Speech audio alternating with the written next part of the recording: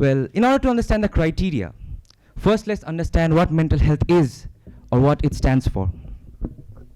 So mental health is something which includes our emotional, psychological, and social well-being. It affects how we think, how we behave, and how we act. It also determines how we handle stress, or how we make a choice, or how we relate to others. Well, now let's look upon the state of mental health in India. Or what is this something which we are lagging behind? Well, in order to understand the criteria, first let's understand what mental health is or what it stands for. So mental health is something which includes our emotional, psychological, and social well-being. It affects how we think, how we behave, and how we act. It also determines how we handle stress, or how we make a choice, or how we relate to others. Well, now let's look upon the state of mental health in India.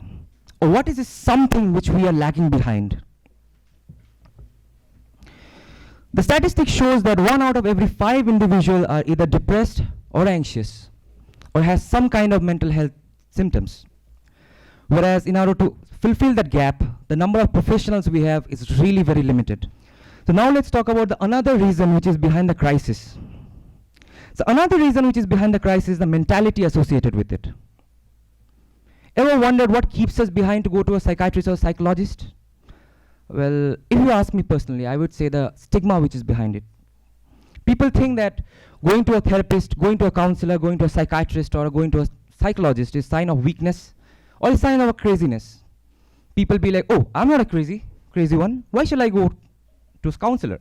Why should I go to a psychologist? So all this create a very negative vibe.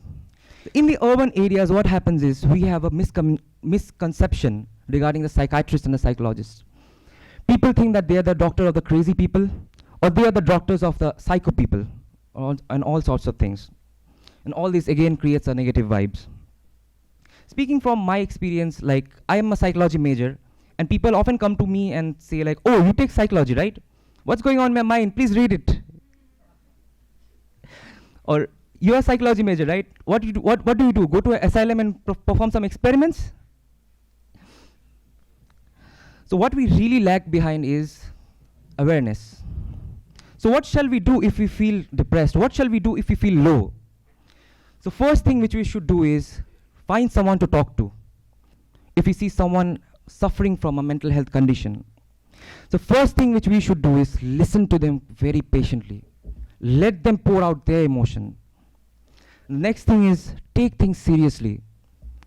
Like it must not be like that person comes, pours out his emotion, and you be like, oh, everything is fine, let's Netflix and chill.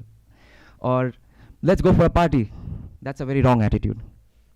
Next thing which we should do is perform empathy or empathize that person. Put yourself in that person's shoes. That's how you come to know about that person, what that person is going through, or what that person is really feeling. And the next thing is always suggest and encourage that person to seek help from a therapist or a counselor. Let the professional do their job. They are well trained, they are well experienced for it. They know how to handle such kind of situation.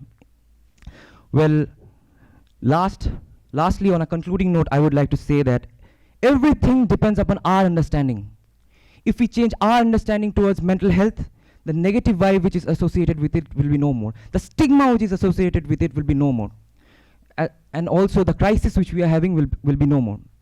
And always remember one thing, that mental illness is not a choice, but recovery definitely is. Thank you.